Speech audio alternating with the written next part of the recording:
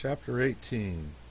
At 8 in the morning, we reached the remnant and ruin of what had been the important military station of Camp Floyd, some 45 or 50 miles from Salt Lake City. At 4 p.m. we had doubled our distance and were 90 or 100 miles from Salt Lake, and now we entered upon that species of deserts whose concentrated hideousness shames the diffused and diluted horrors of Sahara, an alkali desert. For 68 miles there was but one break in it. I do not remember that this was really a break. Indeed, it seems to me that it was nothing but a watering depot in the midst of the stretch of 68 miles. If my memory serves me, there was no well or spring at this place, but the water was hauled there by mule and oxen teams from the further side of the desert. There was a stage station there. It was 45 miles from the beginning of the desert and 23 from the end of it. We plowed and dragged and groped along the whole livelong night, and at the end of this uncomfortable 12 hours, we finished the 45-mile part of the desert and got to the stage station where the imported water was. The sun was just rising. It was easy enough to cross the desert in the night while we were asleep, and it was pleasant to reflect in the morning that we had, in actual person, had encountered an absolute desert, and could always speak knowingly of deserts in the presence of the ignorant thereafter. It was pleasant also to reflect that this was not an obscure back-country desert, but a very celebrated one, the metropolis itself, as you might say.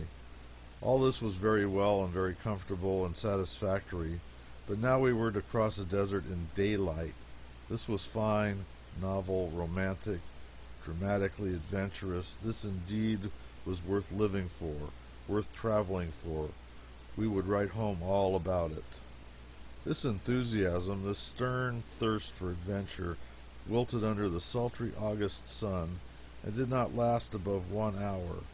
One poor little hour, and then we were ashamed that we had gushed so.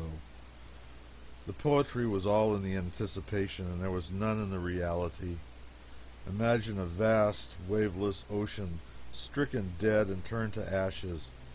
Imagine the solemn waste tufted with ash dust, sage bushes. Imagine the lifeless silence and solitude that belong to such a place. Imagine a coach creeping like a bug through the midst of this shoreless level and sending up tumbled volumes of dust as if it were a bug and that went by steam.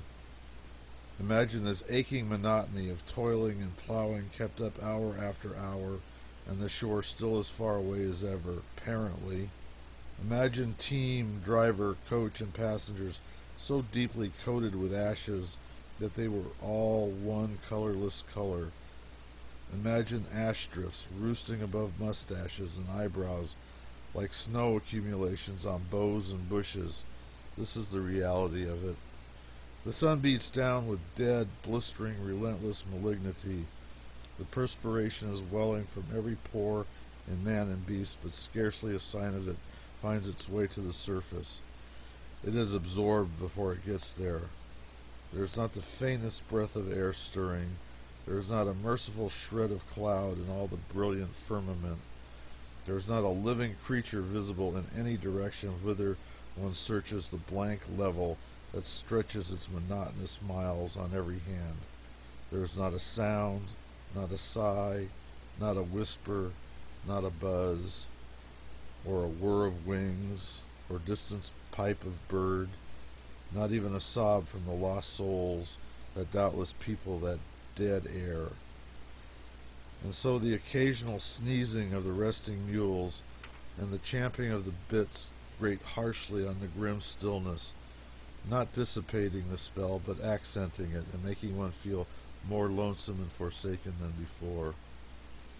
The mules, under violent swearing, coaxing, and whip-cracking, would make at stated intervals a spurt and drag the coach 100 or maybe 200 yards, stirring up a billowy cloud of dust that rolled back, enveloping the vehicle to the wheel tops or higher, and making it seem afloat in a fog. Then a rest followed, with the usual sneezing and bit champing. Then another spurt of 100 yards, and another rest at the end of it. All day long we kept this up, without water for the mules, and without ever changing the team. At least we kept it up 10 hours, which I take it is a day and a pretty honest one in an alkali desert. It was from 4 in the morning till 2 in the afternoon, and it was so hot and so close, and our water canteens went dry in the middle of the day, and we got so thirsty. It was so stupid and tiresome and dull, and the tedious hours did lag and drag and limp along with such a cruel deliberation. It was so trying to give one's watch a good long undisturbed spell, and then take it out and find that it had been fooling away the time and not trying to get ahead any. The alkali dust cut through our lips, it persecuted our eyes, it ate through the delicate membranes and made our noses bleed and kept them bleeding. And truly and seriously, the romance all faded far away and disappeared, and left the desert trip nothing but a harsh reality, a thirsty, sweltering, longing, hateful reality. 2 miles and a quarter an hour for 10 hours. That was what we accomplished. It was hard to bring the comprehension way down to such a snail pace as that, when we had been used to making 8 or 10 miles an hour. When we reached the station on the farther verge of the desert, we were glad, for the first time, that the dictionary was along, because we never could have found language to tell how glad we were in any sort of dictionary but an unabridged one with pictures in it. But there could not have been found in the whole library of dictionaries sufficient to tell how tired those mules were after their 23-mile pull. Try to give the reader an idea of how thirsty they were would be to gild the refined gold or paint the lily. Somehow, now that it was there, the quotation does not seem to fit. But no matter, let it stay anyhow. I think it is a graceful and attractive thing, and therefore have tried time and time again to work it in where it would fit, but could not succeed. These efforts have kept my mind distracted and ill at ease, and made my narrative seem broken and disjointed in places.